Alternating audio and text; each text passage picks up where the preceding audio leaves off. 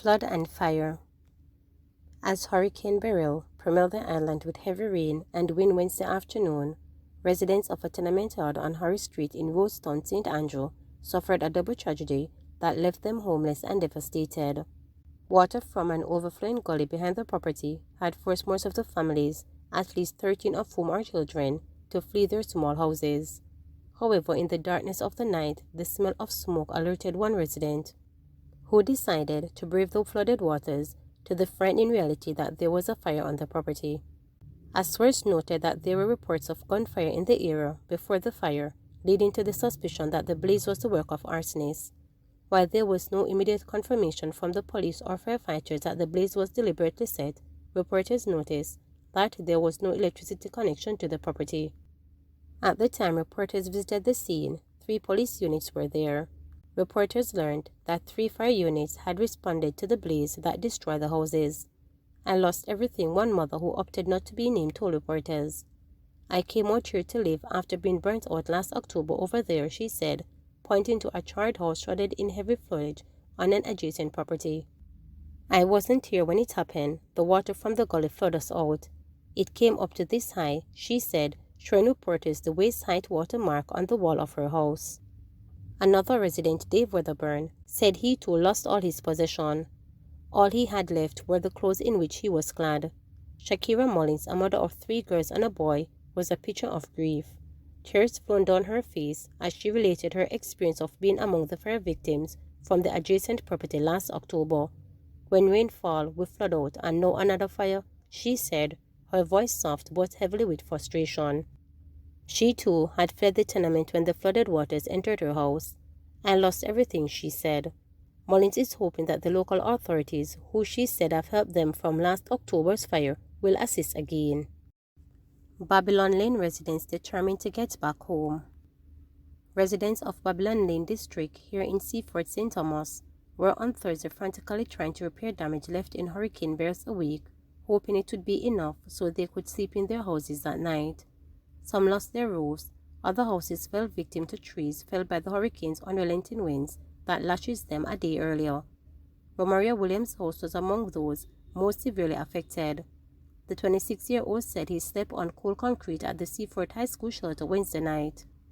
"I was in my house just as I was about to sleep about 6 p.m. I heard a loud tumbling and then I heard both. When I got up and went outside, I saw that a tree fell on the house. I ran inside to gather my important documents," Williams told reporters Thursday morning. "Most of the items in my house are damaged and wet at this time, including my TV and bed," he added. His neighbor Shani Carden described the moment she realized something was wrong. "Yesterday evening, I heard something fall down. When I came outside, I saw that my neighbor's house has been damaged by a tree," she said. Another Babylonian resident, O'Keel Burrows, says what he was seeing was the discharge of an ackee tree from his house. He said he didn't think Beryl would bring it down on his dwelling. "Me never did I look for a drop though, but it just fall down on the zinc top," he stated. He considered himself lucky there was no damage done inside, and all he needs to do is remove the tree and repair his roof. Caswell Hamilton wasn't as lucky. Hurricane Beryl ripped away sections of his roof and forced him to seek shelter with a Good Samaritan. "My bathroom blow down flat and couple zinc flyer from my house, so me I try fix it up back so me can sleep in there tonight because of somebody place me sleep in the last night," he said, echoing the sentiments of many neighbors. They are determined to be back in Babylon Lane as soon as possible. Devastation. Mournful grey skies and a stillness broken only by the odd vehicle served as the perfect background of the devastation suffered by several families in the Porton Cottage community of South Clarendon on Thursday as they salvaged what was left of their homes, some of which were completely flattened and waterlogged during Hurricane Beryl's rampage on Wednesday. Scenes of completed despair greeted reporters some 7 minutes after entering the coastal area renowned for fishing. The first casualties, a family of 7, duly surveying their home space. The home, which reporters was told was sheltered 7 individuals, including 2 toddlers, stood fully open in the elements, all doors blown off except for the front door, which remains in place. Several pieces of waterlogged furnished and clothing piled up in the front yard that spoke volume. We came out of the house and went down to another family member in the morning. Yesterday evening, when we come back, all of it looked like this, one young woman explained. Asked what the recourse was now, a male companion replied, "We're not even sure. Even one side, we want to just try to get it back up for the kids to go in." A place of refuge, he said, was necessary for two toddlers who, blissfully unaware of the challenges facing the adults, played with each other, their laughter the only merry sound. Water in the yard and mosquitoes soon come out, and the flying bullfrog them. Me woulda want you see one of them, he further offered. The family members who told reporters that they had occupied the premises for the last 6 years said that they were awaiting the delivery of nails that they sent to purchase so that they could begin to replace the zinc of the sheets of zinc that were all savaged from the roof.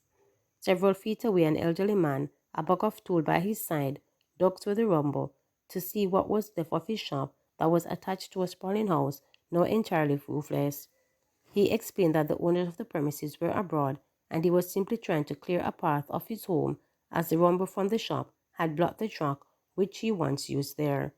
Another male, senior, said on seeing the news team stop along enough to confide, "Me have a 9-bedroom house, that side there.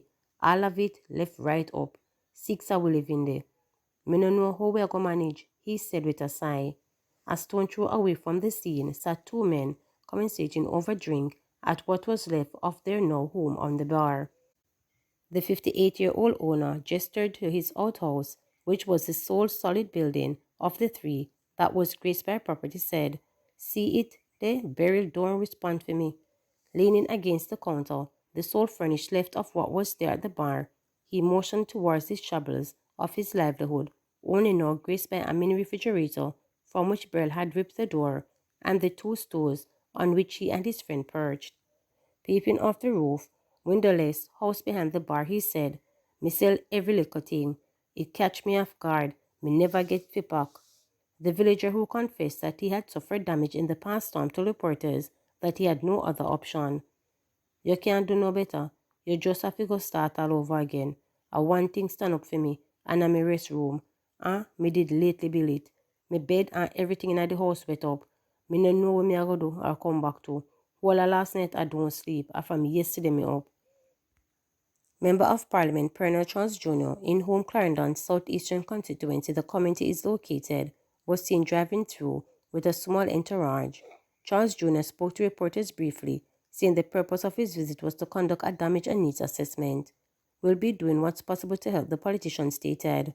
Meanwhile, the neighboring community of Rocky Point appeared to have fared much better than Porton Cottage, with fair houses meeting roofs and still very little erect.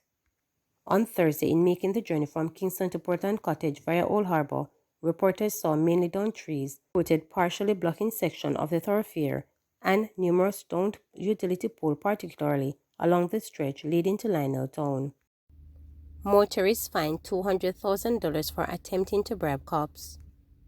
Lawmen assigned to the St. Catherine South Police Division apprehended and formally charged 39-year-old Glenford Simmet of Caribbean Estate, St. Catherine, following an incident on Friday, June 7, during which Simmet attempted to bribe the police.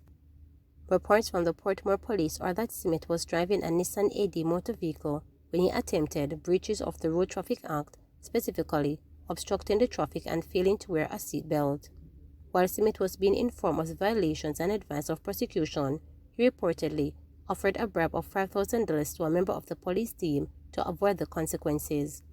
Simmet was taken into custody and subsequently charged. He was brought before the St. Catherine Parish Court, where he was found guilty of the offences and ordered to pay a fine of $200,000.